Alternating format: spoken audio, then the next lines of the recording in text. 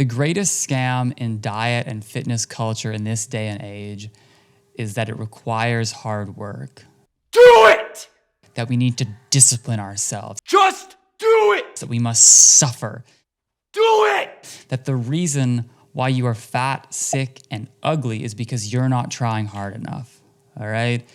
In this video, I'm gonna give you guys my simple equation on how you can live a life full of ease, a healthy life effortlessly, okay? And basically, what I'm proposing is this. We as the human species are able to indulge in the most delicious, satiating foods, eating as much as we want. We're able to sleep as long as we want, and we're able to look at exercise as an afterthought, all right? Not as a punishment, but as a celebration of life, of the energy that we are exuding from our being, okay? The simple equation is this. Diet and sleep are far greater than all the exercise in the world, all right? Diet, proper human nutrition, food that is specifically designed for the human anatomy to thrive, and sleep. If we master these two, I guarantee you will have so much energy that you don't know what to do with it, okay? That exercising won't be a chore, Exercising will be I don't know what to do with myself, I have so much energy, okay? That's the goal of this video. This eat less, move more, starve yourself, restrict your calories, struggle is complete BS. Living healthfully doesn't need to be hard. In fact, it's one of the easiest things you could ever do. And I'm gonna break these down individually, but for starters, how do I know this? And if you've seen my videos, you know what time it is. It's time to look towards nature. And if you look at nature and compare the human species with that of every other species on the entire planet, you'll see that humans are the only animal that consistently eats what we're not supposed to eat, what is not anatomically designed for our species, for our body, all right? We're also the only animal that deliberately deprives themselves of sleep. Other animals don't do this, okay? And also, we're the only animal that forces itself to exercise, even when it doesn't actually want to or feel like it has the energy to, okay? And lo and behold, humans are the only species that lives with this insane magnitude of chronic disease, all right? To be honest, it's not surprising. We aren't living the way we're meant to, and by the end of this video, you'll understand how easy it is to live healthfully. All right, guys, so let's break them down one at a time. And I'm gonna start with sleep, okay? I think sleep is the most underrated, crucial ritual in our lives that we're neglecting more and more and more, okay? Like I said before, humans are the only species on the entire planet that deliberately deprives themselves of sleep. Like, think about that. If your body wants to sleep and it is tired, you're not lazy for giving it that. That is your body giving you feedback on what you need to do to feel optimal. And the most hilarious thing, I don't know if it's hilarious or sad, but most people deprive themselves of sleep in the name of health.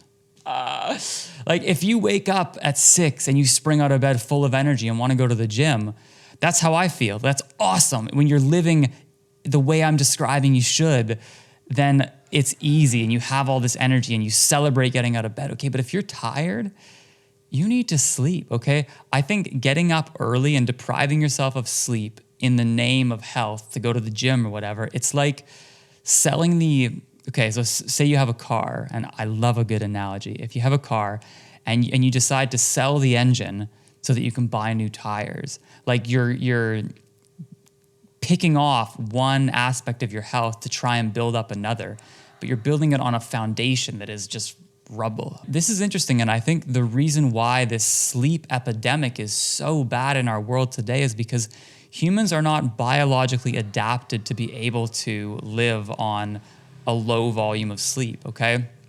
Like, I know I've had this conversation in my head where I think like, wouldn't it be cool if we could bank sleep? Like if we could bank food, eat a huge meal and then not have to eat for a week, or sleep for a week and then be awake for a month. We've all had these kind of fun thoughts. But what's interesting is that we actually can do that when it comes to food, all right? Our bodies are genetically coded to store excess calories in preparation for a potential famine. This adaptive characteristic of our body in many ways may have enabled our species. Like, the reason we could say that we have this capability is that it was necessary for our species to get to where we are today in this present day and age, right? We have the ability to store calories and feast for famine. But we don't have that when it comes to sleep. Like, there's no evidence to show that humans have ever been sleep deprived in the entirety of the evolution of our species until the last 100 years. Because sure, maybe there's an emergency, you got to get up in the night, there's a fire, there's a saber-toothed tiger, I don't know. But for the most part, we never had to do that. And so, there is an incredibly long list, a whole alphabet of chronic disease plaguing our society today. And I think lack of an optimal diet, the pollution and toxicity in our environment, they all factor into it. But I would imagine that lack of sleep is somewhere on the list of causative factors, because humans as a species have no adaptations to bank sleep. We always need to get enough sleep, and yet I think there's some staggering statistic, like over half of people in America are living on 6.5 hours of sleep. And just for reference, it's certainly important to note that most sleep experts seem to agree that anywhere between 7 to 9 hours is optimal for most, or more accurately, all humans. Personally, I find that I tend to do a lot better closer to the 9 hours. My body enjoys sleep, and I find that's the case with most people I speak to.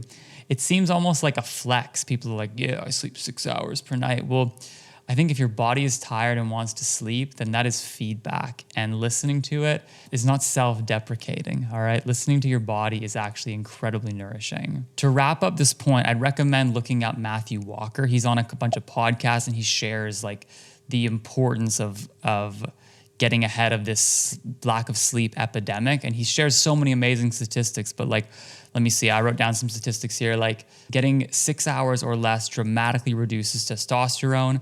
Undersleeping increases your risk of injury. And there's been studies that show when they test either high school or university students that when you allow them to have more sleep, they actually get smarter. We can see this over in grade scores of students sleeping more. So the statistics are overwhelming. You need to sleep. You're not lazy for sleeping in. You're human. The next thing I want to share about is diet. And the goal with diet is to be able to eat as much as you want, whenever you want. No stress, eating the most delicious foods that are nourishing for your body. No counting calories, no discipline, just good, nourishing food. The same as all species on the planet. What we are attracted to and we desire nourishes us, okay? And this is made a little bit more complex, obviously, because we have people engineering food to be addictive in our grocery stores, and 99% of the food in our grocery stores was never available to us for the entirety of our species. Even 5,000 years ago, I reckon 99% of the food in the grocery stores wasn't available to us. So how do we navigate this? Well, look, if you've seen my channel, you know where I'm going with this. And I believe the way to eat with ease and nourish our bodies with no stress and no harm is to eat an optimal human diet, which I believe is a carnivore diet. Or at least a hypercarnivore diet, making sure you get at least 70% or more of your calories from nourishing, nutrient-dense animal sources. This is going to make life so much easier, all right? And there is a plethora of evidence to support this. I'm not gonna dive too much into it because my entire channel is devoted to sharing this amazing way of eating as humans are meant to. But, just quickly, like anatomically, we're designed to eat animal foods from our mouth down to our butt. Our body digests meat far more efficiently than it does plants. I can make another video on that. Also, if you look at the evolution of our species, whether you believe in divine creation or evolution as it is, there's many things you can draw on that point to this conclusion. But one thing that's really interesting If you look at stable isotope studies, which are, if you look at the bone collagen of fossils, Homo sapiens, living between basically in the last 300,000 years that we've been considered Homo sapiens, you can see the dietary makeup through this nitrogen isotope, and it shows that 80% or more of our calories as a species has been large ruminant animals. Okay, evolutionarily, anatomically, we're designed to eat this way. If you look at indigenous groups, and forgive me if you've watched a few of my videos, I kind of sound like a bit of a broken record, but you just can't ignore this blatant evidence staring you down in the face.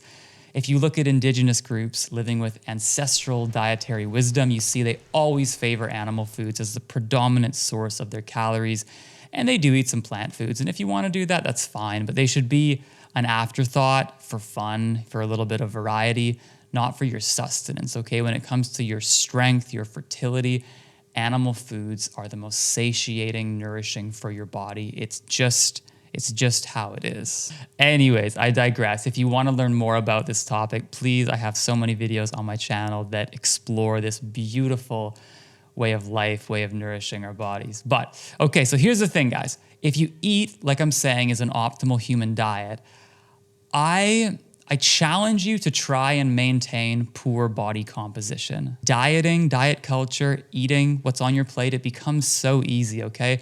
People that are overweight lose weight. People like myself that were underweight gain weight, okay? When you eat what is natural, your body returns to what is natural, okay? You will naturally fall into that equilibrium, okay? I've yet to see someone that's eaten a carnivore diet for an extended period of time that hasn't been able to find their perfect body composition. It just, how can you do something perfectly and not have perfect results from it? It is the easiest diet to allow a life with no stress. And trust me, when you eat this way, it will feel like every day is your birthday, because all you're doing is giving your body exactly what it wants to thrive and be nourished. You don't have cravings, you don't binge. It's just good vibes, good food. You won't overeat, you won't undereat. You'll eat as much as your body wants, and you'll be able to trust your natural hunger signals because they're programmed to work properly when you eat a proper human diet. Okay, you might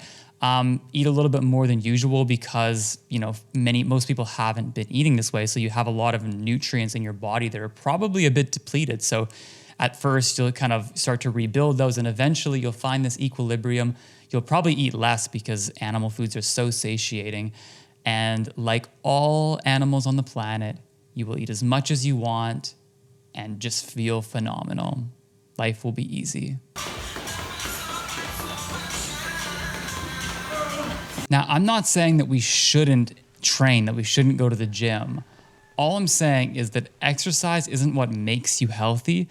It is a byproduct of the healthy choices you've already made, all right? It is a celebration. It is not a chore. You can't out-exercise a poor diet and a lack of sleep, all right? Exercise isn't a solution to all the problems. It is the benefit and the joy when you've taken care of your foundation. I'm a living example of this. I don't motivate myself to go to the gym. Sometimes I motivate myself to rest. I want to go to the gym every day. It is not a chore. It is the greatest part of my day, moving my miracle machine, my body. Now, there might be, many people are so far removed from this panacea, I would call it, of living that it might take the tiniest bit of adaptation to get here, okay? If you're very overweight, very undernourished, then this combination of eating right and sleeping, it might take a little while for your body to get back to that equilibrium where you'll feel phenomenal all the time. But I guarantee if you I don't want to say put in the work, because it's not work. It's literally just eating delicious food and resting. And the result of that is a healthy life full of ease.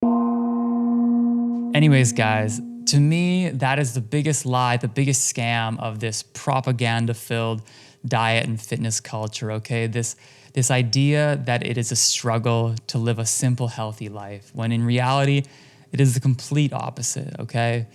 Don't get me wrong, there are times in life to exercise discipline, to be a hard ass, okay? I'm not saying throw your book by David Goggins out the window, okay? There's a time for that, all right? But simply living a healthy, carefree life of ease does not fall into that category. Eat the right food, sleep, and play. Okay, if you do this and prioritize these ideas in this way, I guarantee life just becomes so beautiful. Okay, that's all, guys. I love you. Now, go get some sun.